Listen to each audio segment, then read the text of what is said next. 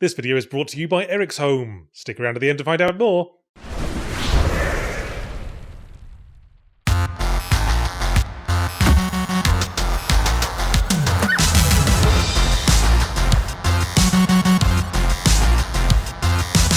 So not long after my gushing review of The Alters, I started getting messages on Blue Sky to the effect of, "Oh dear, looks like your recommendation of that game aged like milk," and a small amount of investigation revealed that it was getting heat for some AI-created assets turning up in the build, meaning two AI-created assets, which was enough to start a social media backlash, apparently. I found this very frustrating, because I was immediately split. On the one hand, it's two fucking assets, which according to the devs were placeholders that accidentally got overlooked in the typical mad scramble leading up to launch. All those people going, "Ooh, using AI takes jobs away from artists." Bitch, it was probably the artist who did it. I very much doubt it was one dude's entire job to make one wall texture and a background text asset. And even if you don't believe the line about them being overlooked placeholders, do you really want to throw the baby out with the bathwater over this? It doesn't change the fact that The Alters is a singularly good game. While playing it, I wasn't thinking, boy, this game's okay, but I think it's that one wall texture and background text asset that really pushes it over the edge into a masterwork. No, it's a phenomenally well-designed game with a really engaging story, and it would still be that if you replaced all the textures with various colours of plaid. It's got many lessons to teach us on narrative game design, and frankly, if you boycott it over this, you're missing out on a lot more than it is. And frankly, I feel bad for the no doubt large percentage of people on the dev team who lovingly put it together and didn't even know about the AI asset thing. There was a famous tweet by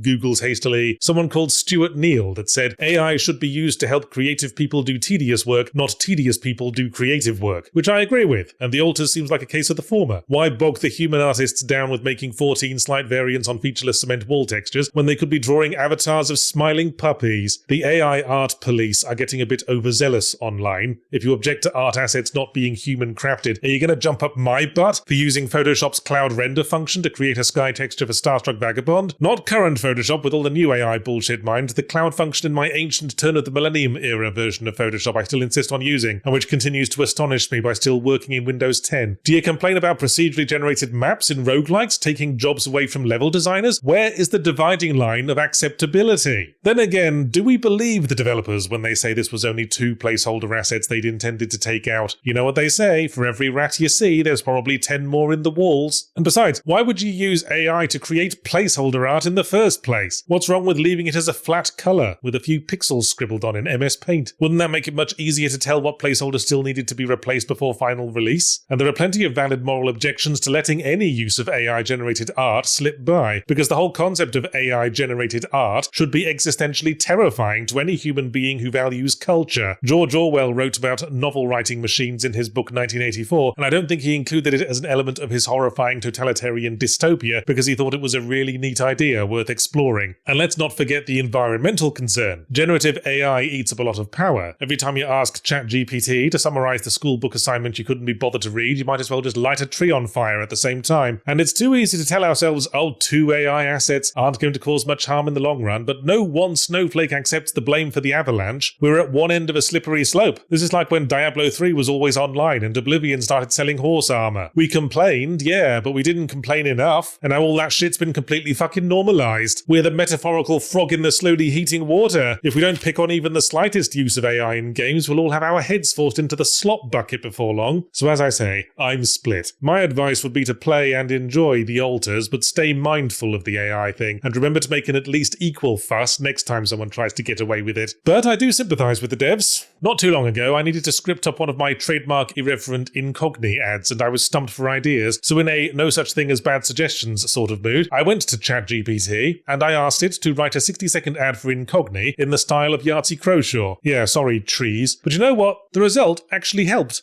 Because it was so fucking god-awful, it inspired me to take my job more seriously. The whole experience left me reassured that AI probably won't be taking my job anytime soon, because AI can't handle the subtle nuances of humour. Comedy has no rules for AI to follow. Well, it's got one rule: make people laugh. And that's a very primal, instinctive, organic thing. Why do we laugh at someone being hit with a frying pan the first time, but not the second time? And why does it get funny again after 10 times?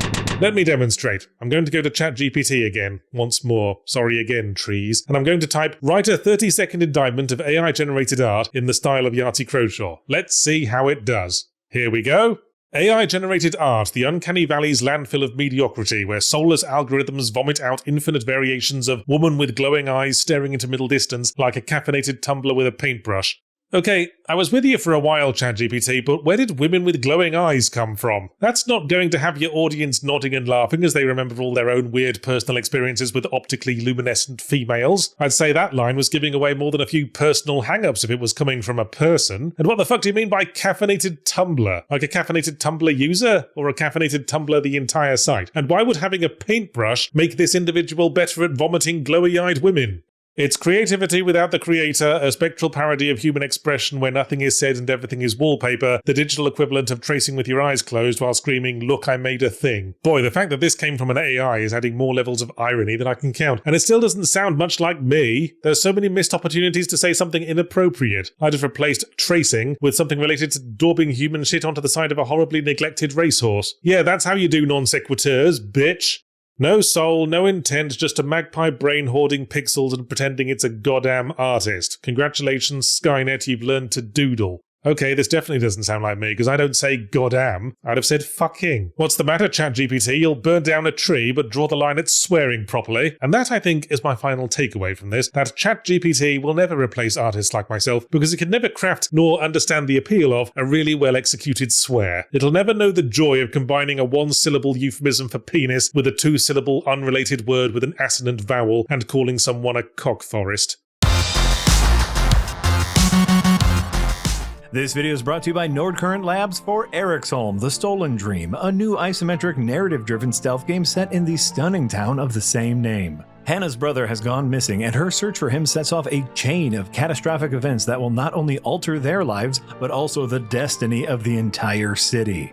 Switch between 3 unique characters and utilize their unique abilities to access new areas, overcome various challenges, and outsmart your enemies through the vibrant streets of Eriksholm, a sprawling Nordic city inspired by the elegance and grit of early 1900s Scandinavia. And if you've ever lost someone in a busy IKEA during a holiday weekend, then you know the sense of urgency and terror, just like me trying to pronounce Miglasvinge. Miglasvinge. It's a duvet cover. Eriksholm, The Stolen Dream is available now on PC, Steam, and Epic Games Store, PlayStation 5, and Xbox Series S and X.